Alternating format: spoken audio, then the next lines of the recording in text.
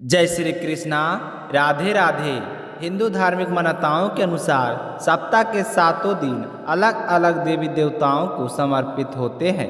फिर उन्हीं के अनुसार पूजा आराधना की जाती है। बुधवार का दिन सभी देवी देवताओं में सबसे पहले पूजे जाने वाले भगवान गणेश को समर्पित होता है। बुधवार के दिन उपवास रखने का विशेष महत्व होता है, क्योंकि बुधवार के देवता भगवान गणेश बुद्धि के देवता हैं। ऐसे में बुधवार के दिन व्रत रखने पर जीवन में सुख समृद्धि आती है और समय मंगलमय रहता है। ऐसी मान्यता है कि जो भी व्यक्ति बुधवार के व्रत रखता है और भगवान गणेश की पूजा करता है, उनकी कथा सुनता है, उस व्यक्ति के जीवन में कभी भी धन और धान्य की कोई कमी नहीं होती है। आज बुधवार के दिन आइए सुनते हैं गणेश जी की कहानी। बोलिए गणेश जी भगवान की जय हो। एक समय की बात है कि भगवान श्री हरि विष्णु का विवाह लक्ष्मी जी के साथ तय हो गया। विवाह की सारी तैयारियां जोरों शोरों से होने लगी। सभी देवी देवताओं को निमंत्रण पत्र भेजे गए, परंतु गणेश जी को निमंत्रण नहीं दिया गया। इस तरह निमंत्रण पत्र देते और शादी की तैयारियां करते करते शादी वाला दिन आ गया। बारात जाने का समय हो गया। सभी देवता अपनी पत्नियों के साथ विवाह में उपस्थित हुए तो उन सब ने देखा कि गणेश जी कहीं पर दिखाई नहीं दे रहे हैं। तो वे सारे के सारे आपस में चर्चा करने लगे कि क्या बात है, गणेश जी को न्योता नहीं दिया या फिर गणेश जी नहीं आए। सभी को यह जानकर बड़ी ही हैरानी हो रही थी। तभी सब ने विचार किया कि चलो विष्णु जी के पास चलते हैं और उन्हीं से पूछते हैं। तो विष्णु जी के पास जाकर उन्होंने कहा कि हम आपसे एक बात पूछना चाहते हैं कि आपने गणेश जी को बुलाया नहीं या फिर अपनी इच्छा से आए नहीं। तो विष्णु जी कहने लगे कि गणेश जी के माता पिता को मैंने न्योता भेज दिया है। अगर वह आना चाहते हैं तो आ जाते, उन्हें अलग से न्योता देने की कोई ज़रूरत नहीं। दूसरी बात यह है कि उनको 1.25 मन मूंग, 1.25 मन चावल, 1.25 मन घी और 1.25 मन लड्डू का भोजन दिन भर में चाहिए। अगर हम उसे बारात में लेकर चले गए तो उन्हें इस तरह खाता देखकर सारे लोग हंसेंगे। दूसरे के घर जाकर इतना सारा खाना पीना अच्छा भी नहीं लगता है। इस तरह बर्ताव कर ही रहे थे तो किसी ने सुझाव दिया कि यदि गणेश जी आ जाएं तो क्या है, तो द्वारपाल बनाकर घर पर बैठा देना, कह देना कि तुम घर का ध्यान रखना, जिससे गणेश जी को यह नहीं लगेगा कि उन्हें बुलाया नहीं। तो विष्णु जी को यह बात पसंद आ गई और उन्होंने गणेश जी को न्योता भेज दिया। न्योता मिलते ही गणेश जी बड़े प्रसन्न हुए, सज धज कर वहाँ पर आ पहुँचे। तो विष्णु जी कहने लगे कि आप घर की रखवाली करना। घर की रखवाली के लिए कोई समझदार और जिम्मेदार होना चाहिए। तो मुझे आपसे समझदार और जिम्मेदार कोई दूसरा नहीं लगा। तो यह सुनकर गणेश जी और भी प्रसन्न हुए। तो इस तरह गणेश जी को रखवाली के लिए बैठा दिया और बारात वहाँ से चल दी। नारद जी ने देखा कि गणेश जी दरवाजे पर बैठे हैं और बारात सारी चली जा रही है। तो वे गणेश जी के पास गए और पूछने लगे कि तुम बारात में नहीं जा रहे हो।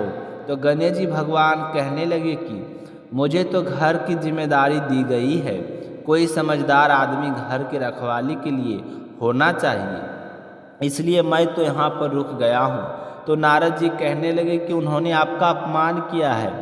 विष्णु जी तो आपको बुला ही नहीं रहे थे। सब ने जब पूछा तो कहने लगे कि बड़े बड़े पेट, बड़े बड़े सूढ़, मोटा सारा पेट, मोटा सा कान, यह देखकर लोग हंसेंगे और ऊपर से खाते कितना है। 1.25 मन लड्डू, 1.25 मन मूंग, 1.25 मन घी बारात में ले जाकर मेरे ससुराल वालों को तो बदनामी होगी कि बारात में देखो कैसे कैसे बाराती आए हैं। तो यह सुनते ही गणेश जी बहुत ही दुखी हो गए और नारद जी से कहने लगे कि अब आप ही बताओ कि मैं क्या करूं। तो नारद जी ने कहा कि आप ऐसा करो कि अपनी मुश्क सेना को आगे भेज दो और उनसे कहना कि आगे जाकर सारा रास्ता खोखला कर दे। जिससे उनके वाहन धरती में धंस जाए। इस तरह परेशान होंगे तो वह आपको सम्मानपूर्वक बुलाएंगे, क्योंकि विष्णु जी भूल गए हैं कि आप सर्वप्रथम पूजनीय हैं। तो गणेश जी ने नारद जी के कहते ही अपनी मौसिक सेना को जल्दी से आगे भेज दिया और कहा कि सारी जमीन को खोखली कर देना। तो चूहों ने जैसा गणेश जी ने बोला था वैसा ही किया। जैसा ही विष्णु जी की बारात वहाँ से गुजरने लगी तो रथों के पहियों धरती में धंस गए। लाख कोशिश की परंतु पहिए नहीं निकल रहे थे। सभी ने अपने अपने उपाय किए पर पहिए नहीं निकले, बल्कि उसी में जगह जगह से टूट गए। अब किसी की समझ में नहीं आ रहा था कि क्या किया जाए। उधर शादी का मुहूर्त निकला जा रहा था तो विष्णु जी तो बड़े ही परेशान थे। तब नारद जी वहाँ पहुँचे और कहा कि आप लोगों ने गणेश जी का अपमान करके अच्छा नहीं किया है। यदि उन्हें मना कर लाया जाए तो आपका कार्य सिद्ध हो सकता है और आप पर आया यह संकट भी टल सकता है। तो शंकर भगवान ने अपने दूत नंदी को भेजा तो नंदी गणेश जी को लेकर वहाँ आ गए। गणेश जी का आदर सम्मान के साथ पूजन किया गया। तब जाकर कहीं रथ के पहिए निकले। पहिए तो निकल गए पर वह तो जगह जगह से टूट फूट गए थे।